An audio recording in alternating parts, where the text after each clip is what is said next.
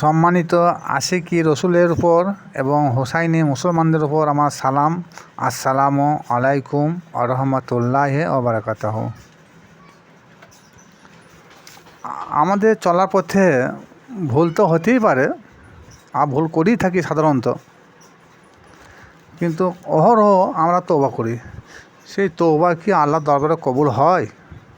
আসুন সেই সম্পর্কে আল্লাহ কি বলছে। সূরা আল ইমরান আয়াত নম্বর 91। এই আয়াতে আল্লাহ বলেন, ঈমান আনার পর যারা কুফরি করে তাদের তওবা আল্লাহর দরবারে কোনদিন কবুল হয় না। যদিও তারা পাহাড় সম পরিমাণে স্বর্ণ মুদ্রা সদকা করে থাকে, তবুও তারা আমার আযাব হতে মুক্তি পাবে না। এমন লোক আছে দেখবেন যে তওবা পাঠ করেছে, বায়াত গ্রহণ করেছে, কলমা পড়েছে, কিন্তু তারপরেও তারা কুফরি আওতায় চলাফেরা করে।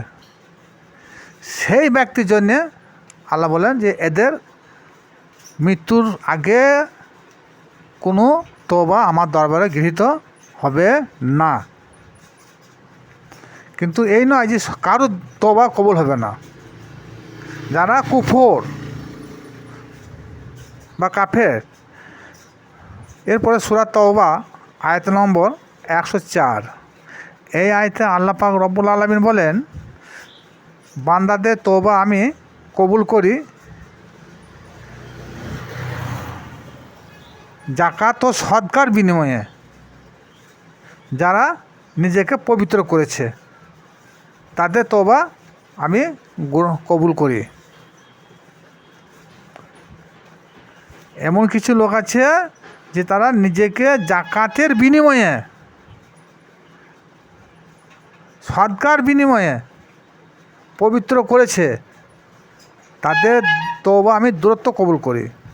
এছাড়া আল্লাহ পাক রব্বুল আলামিন সূরাতে বলেছেন, আয়াত নম্বর হলো 25। এই আয়াতে আল্লাহ বলেন, যারা আমার ইবাদত কর্নেওয়ালা বা আমার দাস, তাদের তওবার বিনিময়ে যাবতীয় পাপ সমূহে আমি ক্ষমা করে থাকি। কার বিনিময়ে? যারা আল্লাহর ইবাদি বান্দা, যারা আল্লাহর দাসত্ব স্বীকার করেছে, তাদেরকে বলছে আল্লাহ, তাদের তওবা বিনিময়ে যাবতীয় পাপ আমি ক্ষমা করে থাকি। এরপরে সূরা আল ইমরানের 91 নম্বর আয়াতে আল্লাহ যেটা বলেছেন উপরে, তার বিস্তারিত অর্থ হলো, কাফেরদের তওবা আমি কবুল করি না। কারণটা কি জানেন? কারণ হলো, যারা আল্লাহ রসুলের এবং পরকালের প্রতি বিশ্বাস আনার পরও অবিশ্বাস স্থাপন করেছে, তারাই হলো প্রকৃতপক্ষে কুফর। এদের তওবা কোনোদিন কবুল হবে না।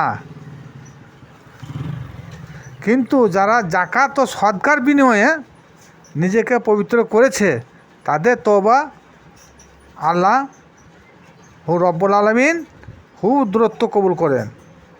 এছাড়া আরও এক শ্রেণীর লোকের তওবা আল্লাহ কবুল করেন, যারা ইবাদি বান্দা, তাদের এবং ঈমান ও নেক কর্মের বিনিময় আল্লাহ কি বললেন এখানে, এমন এক শ্রেণীর লোক রয়েছে তাদেরও তওবা আল্লাহ কবুল করেন, যারা আল্লাহর দাসত্ব করে, যারা আল্লাহর ইবাদত বন্দেগী করে, তাদের কথা বলছেন এখানে। আর আমাদের অ্যাভেলেবেল আল্লাহর দরবারে তওবা গৃহীত না হওয়ার মূল কারণ হলো কি জানেন? আমরা সবাই নামধারী মুসলমান, মৌখিকভাবে আল্লাহ ও তার রসুলের প্রতি ঈমান এনেছি, কিন্তু যতক্ষণ পর্যন্ত ঈমান ও আমল অন্তরে না পৌঁছেছে, তৎক্ষণাৎ আমাদের তওবা কবুল হবে না। আমরা যারা সব মৌখিকভাবে ঈমান এনেছি, কলমা পড়েছি, তওবা করেছি, কিন্তু এগুলো সব মৌখিকতা। অন্তর থেকে যতক্ষণ পর্যন্ত আমরা ঈমান না এনেছি ততক্ষণ পর্যন্ত আমাদের তওবা কবুল হবে না। তদ্রূপ সদকা ও জাকাত সঠিকভাবে যদি প্রদান করতে পারি তাহলে নিশ্চয়ই আমাদের তওবা আল্লাহর দরবারে কবুল হবে। কিন্তু দান সদকা সঠিকভাবে প্রদান না করায় তওবা কবুল হয় না। আল্লাহর দেওয়া প্রতিটি বস্তুর দান সদকা করতে হয়, কিন্তু সবাই তাহা পারে না, তার জন্যে তওবা আমাদের কবুল হয় না। আল্লাহ দেওয়া প্রতিটি নিয়ামতের জাকাত প্রদান করতে হয়। সূরা লুকমান আয়াত নম্বর 20। এখানে আল্লাহ কি বলছেন? ওয়া আসবাগা আলাইকুম নিয়ামাহু ওয়া আসবাগা আলাইকুম নিয়ামাহু ওয়া জাহিরাতাও ওয়া বাতিনা। অর্থ হলো, আল্লাহ বলেন, তোমাদেরকে আমি দু ধরনের নিয়ামত প্রদান করেছি, প্রকাশ্যে এবং গোপনে। আল্লাহর প্রতিটি নিয়ামতের সদকা প্রদান করতে হয়। বেশিরভাগই মানুষ প্রকাশ্য নিয়ামত সম্বন্ধে জ্ঞাত, কিন্তু বাতিনি নিয়ামতের খবর তারা কেউ রাখে না।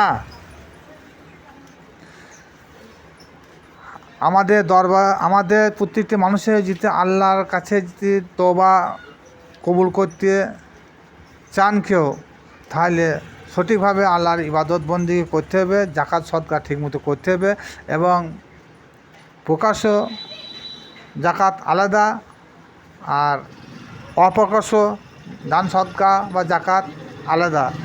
এগুলো পার্সোনাল যার যা মসজিদ আছে তেনার কাছে বুঝে নেবেন। ওমা আলাইনা ইলাল বালাগ। খোদা হাফেজ।